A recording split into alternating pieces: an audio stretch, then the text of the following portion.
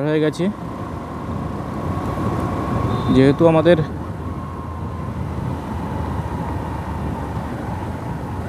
বাড়ি ক্যানিংয়ে।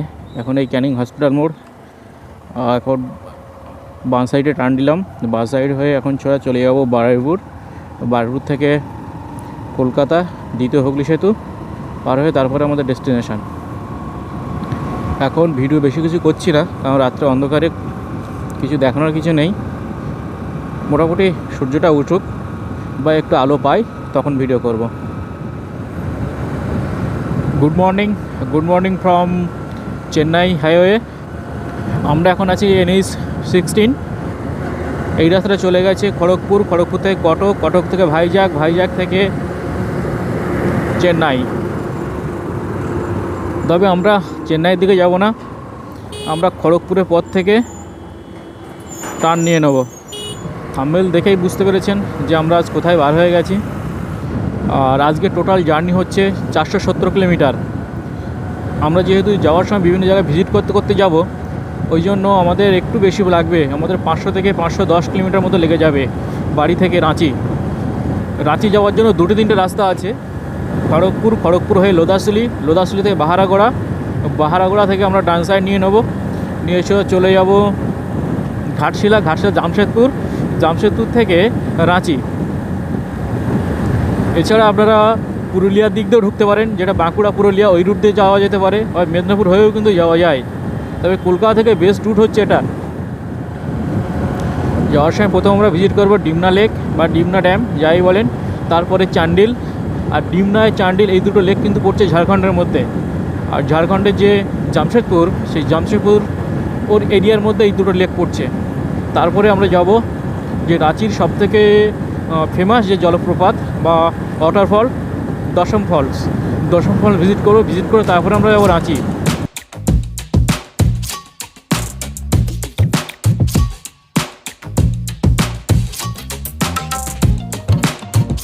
আমরা কোলাঘাট চলে এসেছি, খুব কুইক চলে আসলাম কোলাঘাট।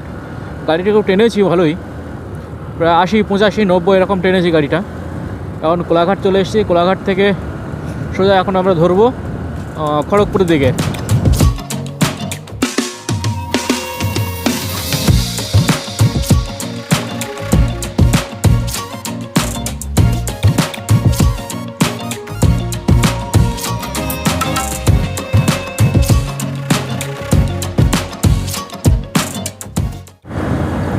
এখন এই ভিডিও করার জন্য মুখ থেকে মাস্কটা খুলে নিয়েছি, আর মাস্কটা খোলার পরে ঠান্ডাটা বেশি লাগছে।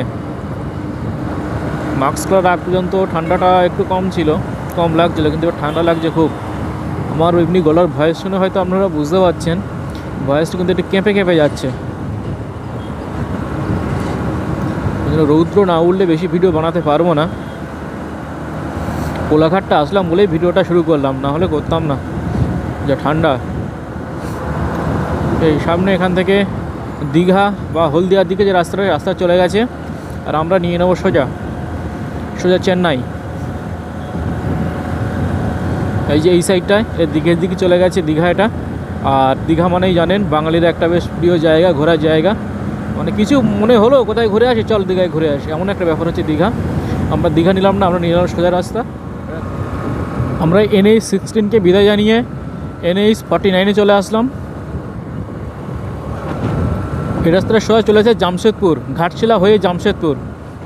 আর এই রাস্তাটা কম বেশি আমার চেনা আছে, কারণ গত বছর যারা আমার ভিডিওগুলো ফলো রাখেন বুঝতে পারবেন, বা গত বছর যে অযোধ্যায় গিয়েছিলাম, অযোধ্যায় যাওয়ার সময় আমরা গিয়েছিলাম জয়পুর ফরেস্ট ওইটা দিয়ে, মানে বাঁকুড়া জয়পুর ফরেস্ট ওটা দিয়ে গিয়েছিলাম। আর আসার সময় এসেছিলাম ঠিক এই রাস্তা দিয়ে।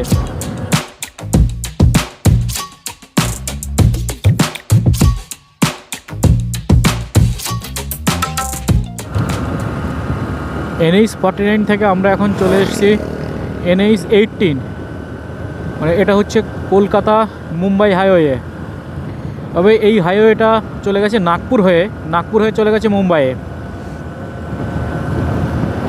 আর আমরা এখন আছি ছোট নাগপুর যে মালভূমি যে এরিয়া, সেই এরিয়ায় আমরা ঢুকে গেছি অলরেডি। আর সামনে আসলেই ঝাড়গ্রাম জানেন একটা ভালো একটা টুরিস্ট স্পট এবং পিকনিক স্পট দুটোই বলা চলে ঝাড়গ্রাম। সেটা ঝাড়গ্রামের সামনে গিয়েই ডান সাইডে যেতে হবে, গেলে ঝাড়গ্রামটা পড়বে।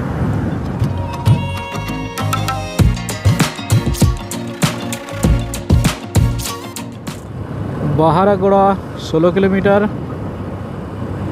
সম্বলপুর 391, রায়পুর 662, নাগপুর 945। রাঁচি শহরটাকে তো বলা হয় city of waterfall.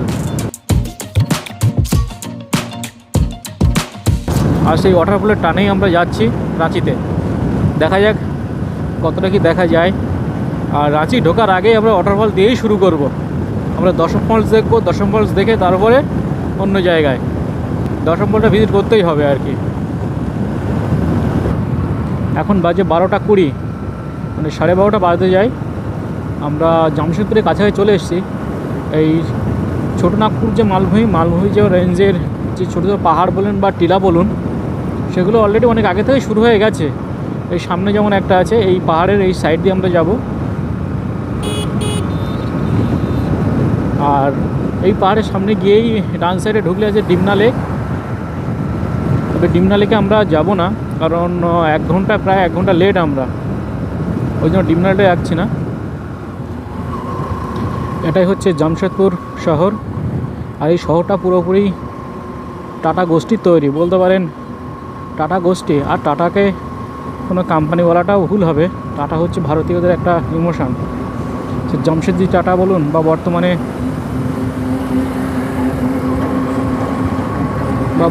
Ratan Tata বলুন, টাটা গ্রুপ হচ্ছে ভারতীয়দের একটা ইমোশন। আর এই টাটা, এই শহরে যা কিছু সৃষ্টি হয়েছে বা যা কিছু তৈরি হয়েছে, আধুনিকতা যা কিছু হয়েছে, সব টাটা দ্বারা নির্মিত। এখন আমরা সোজা চলে যাব এই জামশেদপুর শহরটা পার হওয়ার পরে চান্ডিল ড্যামের দিকে। চান্ডিল ড্যামটা ভিজিট করব। চান্ডিল ড্যাম ভিজিট করার পরে চলে যাব দশম ফলসে। Chandil dam right side 0.5 kilometre. আচ্ছা, তো একটু আগেই সামনে গিয়েই আমাদের ডান সাইডে টার্ন নিতে হবে চান্ডিল ড্যামের জন্য।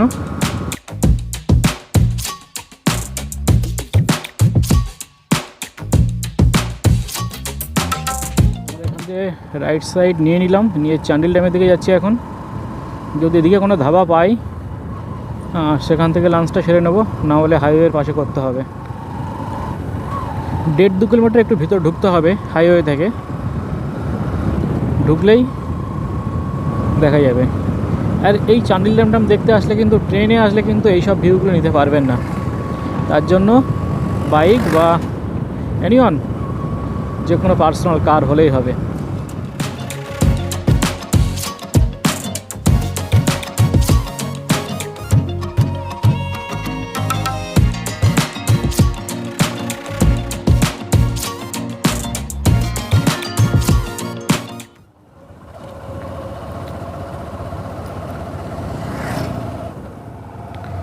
চান্ডিল ড্যামের উপরে গিয়েছিলাম, সেখানে প্রচুর ভিড় আজকে। এখন তো ডিসেম্বর মাসের ছুটির সময় চলছে, আজ অলরেডি ডিসেম্বরের 28 তারিখ।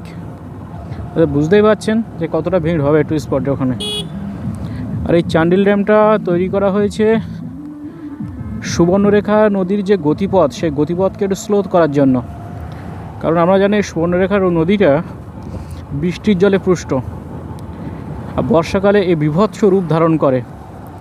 সেই বিভৎসতার রূপ থেকে এখানকার যে নিচের দিকে যারা আছে তাদেরকে একটু রক্ষা করার জন্য এখানে এই বাঁধের সৃষ্টি করা। এখন 1, 2, 3, 4টে খোলা আছে। চান্ডিল ড্যাম দেখার পরে আমরা প্রায় 30-40 কিলোমিটার সামনে চলে এসেছি। এবার আমরা যাব দশম ফলসের দিকে। আর এই রোডটা নাম দেখাচ্ছে টাটা রোড, মানে টাটা কোম্পানির রোড বানিয়েছে বা তার নাম অনুসারে হয়তো রোডটা হয়েছে। এখান থেকে বোঝা যায় যে আমি কথাটা বললাম না যে টাটা কোনো কোম্পানি নাই, ইমোশান, সত্যি ইমোশান।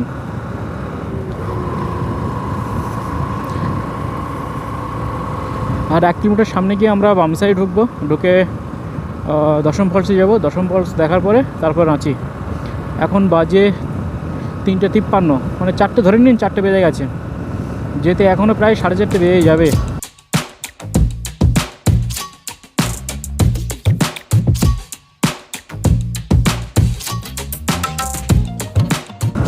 এই পাহাড়টা কেটে মাঝখান দিয়ে রাস্তাটা বানানো হয়েছে।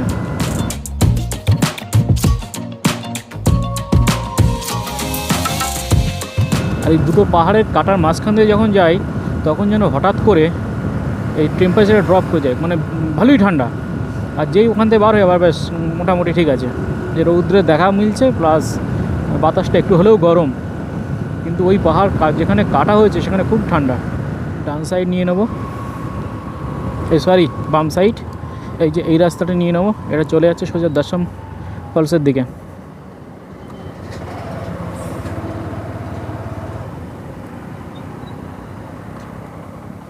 না জিজ্ঞাসা করে নি।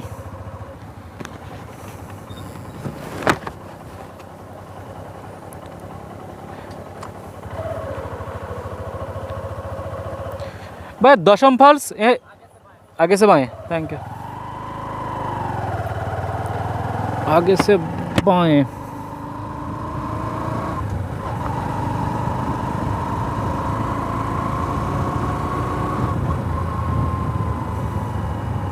हाँ दशम फॉल्स।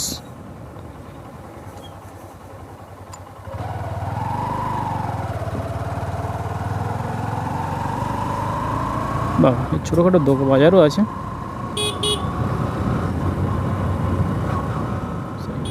বাইপাস থেকে দশম ফলস দেখাচ্ছে 10 কিলোমিটার। 10 কিলোমিটার গিয়ে তারপর দশম ফলসটা পড়বে।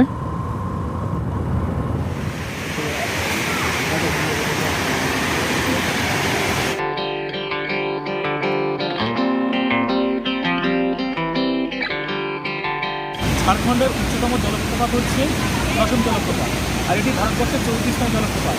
144 ফুট উপর থেকে এই জলের ধারাটা পড়ছে। আর ভারতবর্ষে যেমন 34তম এবং এই রাজ্যে সবথেকে সুন্দর এবং গাম্ভীর্যপূর্ণ যদি জলপ্রপাত থেকে থাকে এটাই। এখন আপনারা দেখছেন হয়তো শীতের সময় ভুলে এই জলপ্রপাতে হয়তো অতটা জল দেখতে পাচ্ছেন না, বর্ষাকালে আসলে কিন্তু পুরো পরিতুম্বর হয়ে থাকে এই জলপ্রপাতের জল। আর এই জলপ্রপাতটা তাইমারা যে ভিলেজ ঝাড়খণ্ডের, সেই তাইমারা ভিলেজের অন্তর্গত। আর তাইমারা ভিলেজটা পড়ছে রাঁচি ডিস্ট্রিক্টের মধ্যেই। যখন ঝাড়খণ্ডে আসবেন একদিন এক্সট্রা সময় করে অবশ্যই এই জলপ্রপাতে আসবেন, কারণ ঝাড়খণ্ড রাজ্যের প্রধান 4টে যে ওয়াটারফল আছে সেই 4টে ওয়াটারফলের মধ্যে এই ওয়াটারফলটা সবথেকে বড় এবং সবথেকে সুন্দর। আর 4টের মধ্যে 3টে একটা সাইডে পড়ে আর এইটা অন্য সাইডে পড়ে। যেহেতু অন্য সাইডে পড়ে এই কারণে এই ওয়াটারফলকে অনেকে এড়িয়ে যান। আপনারা কেউ কিন্তু এড়াবেন না, একটা দিন সময় করে অবশ্যই আসবেন। আর এর যে গাম্ভীর্যপূর্ণ আওয়াজটা, এই আওয়াজ শোনার জন্যই কিন্তু মানুষ এখানে আসে।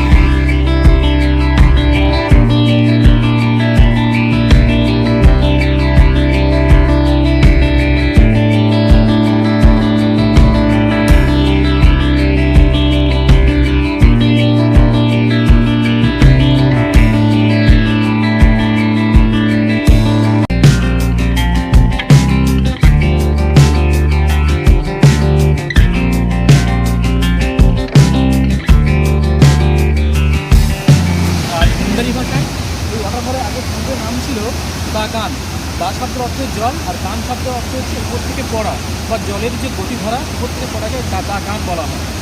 আর এখন পরবর্তীকালে নাম চেঞ্জ করে দশম জলপ্রপাত রাখা হয়েছে বা দশম ফলস রাখা হয়েছে। আপনারা সবাই আসবেন এখানটায়, খুব ভালো লেগেছে। দারুণ জায়গা, কিন্তু এটা আসা অবশ্যই উচিত, সবারই আসা উচিত। খুব সুন্দর জায়গা। সময় খুব পেলে অবশ্যই রাঁচিতে আসলে একদিন সময় বার করে এখানটায় অবশ্যই আসবেন। দশম ফলস দেখে আমরা এখন রাঁচির দিকে যাচ্ছি, রাঁচি শহরের দিকে। ওখানে যে হোটেলের সঙ্গে আমাদের কথাটা হয়ে আছে, সে অজিত রেসিডেন্সি, সেই হোটেলটা প্রায় এখান থেকে অ্যাজ এ গুগল ম্যাপ দেখালো 35 কিলোমিটার। তবে দশম ফলস থেকে যে হাইওয়ে এর দূরত্ব 10 কিলোমিটার, আর ওখান থেকে ওটা 25 কিলোমিটার, টোটাল 35 কিলোমিটার। টাইম লাগতে পারে, গুগল ম্যাপে দেখাচ্ছে 1 ঘন্টা 15 মিনিট মতো। বাম সাইড নিয়ে নেব, বাম সাইড নিয়ে সোজা ধরবো NH 43।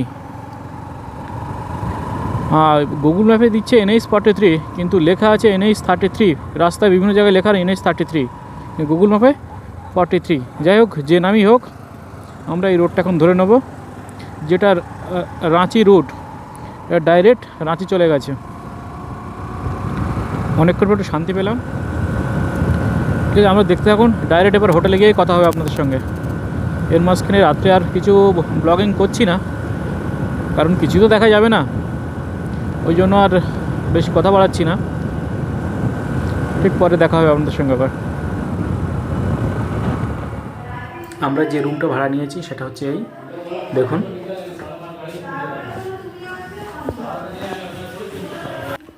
রুমটার ভিতরে ঢুকে এই যে রুমটা এরকম আছে। এখানে দুটো বালিশ আছে এবং শীতের গায়ে দেওয়ার ব্ল্যাঙ্কেট আছে। আর এখানে একটা ছোটোখাটো র্যাক, আর এপাশে এই যে আয়নাটা আছে। আয়নার ঠিক নিচে আছে আমাদের টেবিল। দুবার টেবিলগুলো এখন অগোছালো হয়ে আছে, আমাদের জিনিসপত্র আছে এর উপরে রেখেছি যাবে। এখানে আমার ট্যাঙ্ক ব্যাগ, লাগেজ এবং ম্যাডামের ব্যাগ। এখানে একটা কিং সাইজের ওয়ার্ড্রপ আছে। ওয়ার্ড্রপটা আপনাদের খুলে দেখাচ্ছি। এই যে এর মধ্যে যেটা আছে, আমাদের গার্ড আছে, আমাদের একটা লাগেজ আছে এবং হেলমেটগুলো রাখা আছে।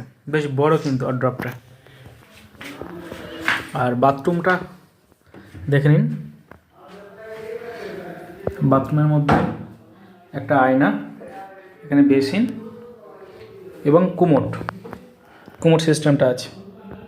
এটা মোটামুটি আমাদের এই রুমটার ভাড়া নিয়েছে পার নাইট 600 টাকা। আর রুমটা মোটামুটি ভালো, যে খুব হাই রুম তা নয়, বাজেটের মধ্যে রুমটা কিন্তু হয়ে যাবে 600 টাকা করে পার নাইট। এই যে হোটেলের নাম হচ্ছে অজিত রেসিডেন্সি। আর এই হোটেলের ফোন নম্বর আমি আমার ডেসক্রিপশন বক্সে দিয়ে যাবো। আপনারা রাঁচি আসলে এখানে চলে আসবেন। বাজেটের মধ্যে যদি কোথাও হোটেল চান, তবে রাঁচির মধ্যে মোটামুটি যে কটা ইউটিউব চ্যানেল আছে দেখবেন এই বাজেট ফ্রেন্ডলি যে সব হোটেলগুলো, তার মধ্যে কিন্তু এই হোটেলটা সবার প্রথমেই আসে। আর একটা সবথেকে বড় জিনিস, এখানে কিন্তু ওয়াইফাই ফ্রি।